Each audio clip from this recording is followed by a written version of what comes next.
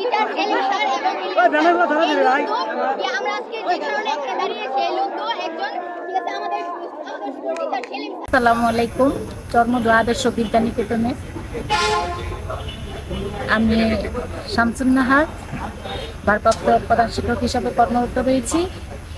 আজকে যে বিষয়টি ঘটেছে আমাদের স্কুলের শিক্ষার্থীরা সেটা আবেগবশত করে ফেলেছে। আর যাকে নিয়ে কথা হয়েছে সে দলে কেউ না, বিএনপির কেউ না। এটা আসলে অনাকাঙ্ক্ষিত একটি ঘটনা ঘটেছে, আর এইটা একটা সুষ্ঠু সমাধান চলে আসছে হয়েছে। ছাত্রছাত্রীরা আবেগে করে ফেলেছে। আসসালামু আলাইকুম।